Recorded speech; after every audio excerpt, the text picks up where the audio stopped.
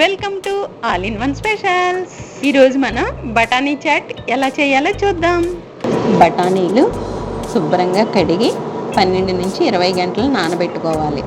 నానిన బఠానీలను కుక్కర్లో 4-5 విజిల్స్ వచ్చేదాకా ఉడకనివ్వాలి. ఉడికిన బఠానీలను చిల్లులు గిన్నెలో వేసి నీళ్లు తీసేయండి. ఉల్లిపాయ చిన్న ముక్కలుగా తరిగి పెట్టుకోవాలి. కొత్తిమీర సన్నని తరుగు పెట్టుకోవాలి. నిమ్మకాయలు రసం తీసి పెట్టుకొని దానిలో కొద్దిగా ఉప్పు వేసుకుని కలిపి పెట్టుకోవాలి.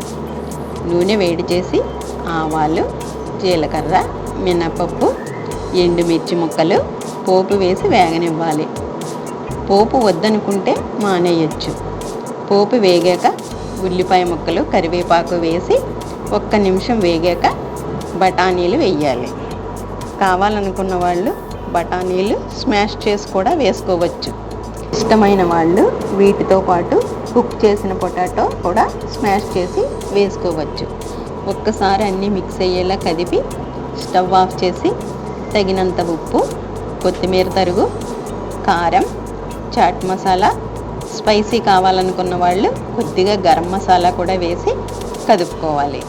కొద్దిగా చల్లారనిచ్చి నిమ్మరసం కూడా వేసి మరోసారి అన్నీ మిక్స్ అయ్యేలా కదుపుకొని కప్పుల్లోకి ఇలా సర్వ్ చేసుకుంటే బఠానీ చాట్ రెడీ. కొంతమంది బఠానీ చాట్ అని, కొంతమంది మసాలా బఠానీ అని కూడా అంటారు.